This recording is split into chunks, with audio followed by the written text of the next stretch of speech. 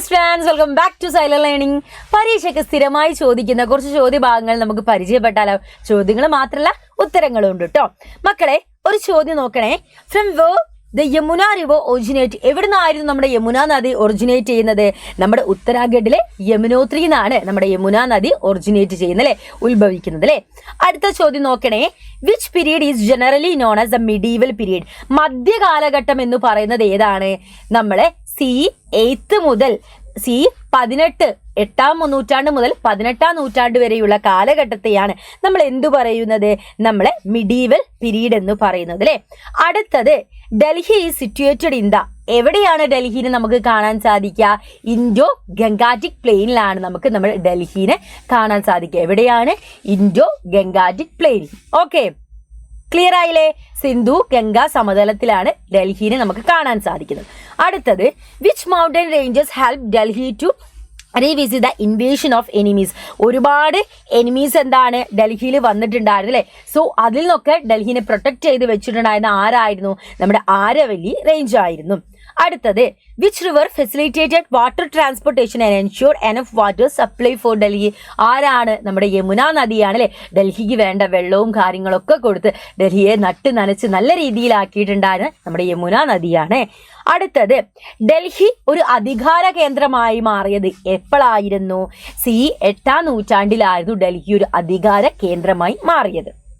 അടുത്ത ചോദ്യം മക്കളെ, in C8th century Delhi was known as. എന്ത് പേരിലായിരുന്നു ഡൽഹി അറിയപ്പെട്ടത്? 8ാം നൂറ്റാണ്ടിൽ ദില്ലിഖ എന്ന പേരിലായിരുന്നു അറിയപ്പെട്ടിട്ടുണ്ടായിരുന്നത്. ആരായിരുന്നു മക്കളെ? ചൗഹാൻ ഡൈനാസ്റ്റിയിലെ ലാസ്റ്റ് കിങ് എന്ന് പറയുന്നത് നമ്മുടെ പൃഥ്വിരാജ് ചൗഹാനാണ്. നമ്മളെ പ്രധാനപ്പെട്ട മാംലൂക്ക് ഡൈനാസ്റ്റിയിലെ റൂളേഴ്സിനെ നമുക്ക് നോക്കിയാലോ?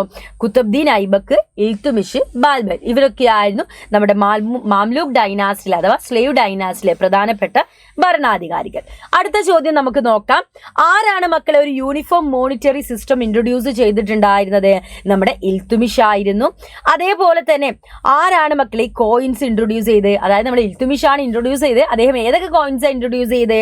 തങ്കയും ജിദാലുമാണ്, അല്ലെ, ഇൻട്രൊഡ്യൂസ് ചെയ്തത്. അടുത്ത ചോദ്യം, who rose to power after the reign of Qutbuddin? കുത്തബ്ദീനു ശേഷം അടുത്ത ഭരണാധികാരിയായിട്ട് വന്നിട്ടുണ്ടായിരുന്നത് നമ്മുടെ ഇൽത്തുമിഷ് ആയിരുന്നു കേട്ടോ. ക്ലിയർ ആയില്ലേ? അടുത്ത ക്വസ്റ്റ്യനിലേക്ക് നമുക്ക് പോകാം. ആരായിരുന്നു മക്കളെ രജപുത്ര അല്ലെങ്കിൽ രജപുത്സ് എന്ന് പറയുന്നത്? ആരായിരുന്നു? അവർ ക്ഷത്രിയമാരായിരുന്നു. സെൻട്രൽ നോർത്ത് വെസ്റ്റ് ഇന്ത്യയിലായിരുന്നു അവർ താമസിച്ചിട്ടുണ്ടായിരുന്നത്.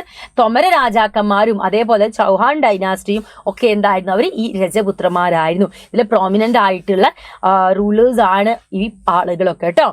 അടുത്ത ക്വസ്റ്റ്യനിലേക്ക് നമുക്ക് പോകാം. മാംലൂക്ക് അഥവാ സ്ലേവ് ഡൈനാസ്റ്റി എന്താണ്? അല്ലെങ്കിൽ എന്തുകൊണ്ടാണ് ഈ ഒരു പേരിൽ അറിയപ്പെടുന്നത്?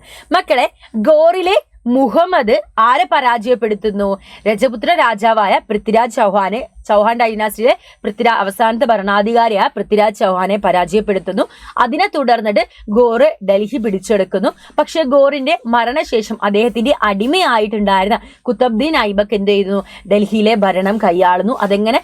അദ്ദേഹം സ്റ്റാർട്ട് ചെയ്തിട്ടുണ്ടായിരുന്ന ഡൈനാസ്റ്റിയാണ് മാംലൂക്ക് ഡൈനാസ്റ്റി അഥവാ സ്ലേവ് ഡൈനാസ്റ്റി എന്നറിയപ്പെടുന്നത്. ബിക്കോസ് അദ്ദേഹം എന്താ? ഒരു സ്ലേവ് ആയിരുന്നു. അതുകൊണ്ടാണ് ആ ഒരു പേരിൽ അറിയപ്പെട്ടിട്ടുണ്ടായിരുന്നത്.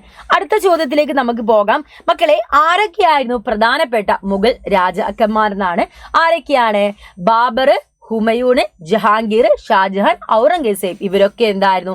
ബാബർ, അക്ബർ, ഹുമയൂൺ, ജഹാംഗീർ, ഔറംഗസേബ് ഇവരൊക്കെ എന്തായിരുന്നു? പ്രധാനപ്പെട്ട ആരാണ്? മുഗൾ രാജാക്കന്മാരാണ്. അടുത്തത്, മൻസബ്ദാരി സിസ്റ്റം ആരായിരുന്നു ഇവിടെ ഇൻട്രൊഡ്യൂസ് ചെയ്തിട്ടുണ്ടായിരുന്നത്? നമ്മുടെ മുഗൾ ഡൈനാസ്റ്റിയിലെ അക്ബറാണ് മൻസബ്ദാരി സിസ്റ്റം ഇൻട്രൊഡ്യൂസ് ചെയ്തിട്ടുണ്ടായിരുന്നത്. ഇതെന്തായിരുന്നു?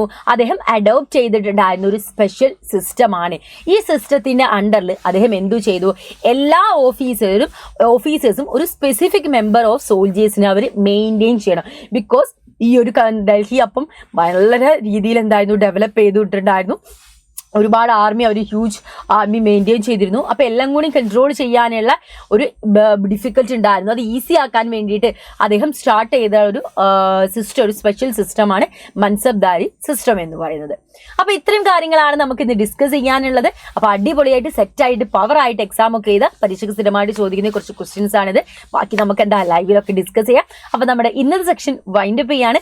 അടുത്ത ക്ലാസ്സിൽ നമുക്ക് ഇതേപോലുള്ള ഇൻട്രസ്റ്റിംഗ് സെക്ഷനൊക്കെ ആയിട്ട് നമുക്ക് വീണ്ടും കണ്ടുപിട്ടാം. So that's all about this video. Thanks for watching us, dears.